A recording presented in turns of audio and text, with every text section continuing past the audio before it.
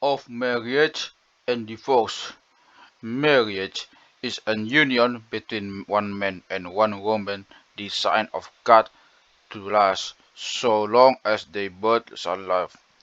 Marriage is designed for the mutual help of husband and wife, for the safeguarding and guiding and development of their moral and spiritual character, for the propagation of children and the rearing of them in the discipline and instruction of the world and instruction of the Lord.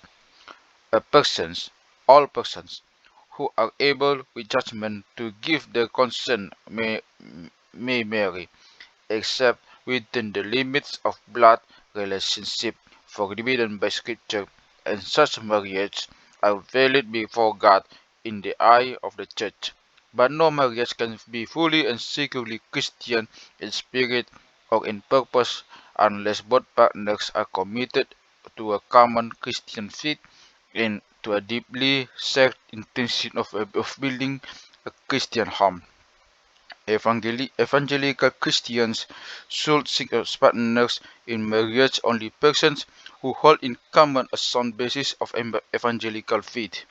Marriage for the Christian has religious as well as civil significance. The distinctive contribution of the Church in performing the marriage ceremony is to affirm the, the divine institution of marriage, to invoke God's blessing upon those who enter into the marital relationship in accordance with His word, to hear the vows of those who desire to be married, and to assure the married partners of God's grace within their new relationship. It is the divine intention that persons entering the marriage covenant before inseparably united, thus allowing for no dissolution save that caused by the death of either husband or wife.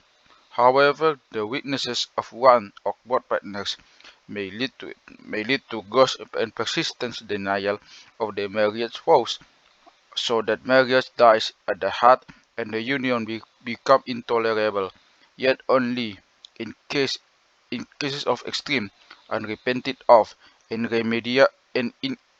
irremediable unfaithfulness, physical or spiritual, should separation of this divorce be considered. Such separation of divorce is accepted as permissible only because of the failure of one or both of the partners, and does not lessen in any way the divine intention for indissoluble union.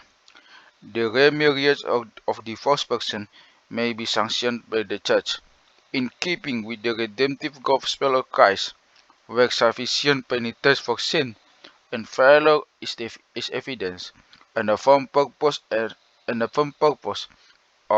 and the work of the Christian marriage is manifested.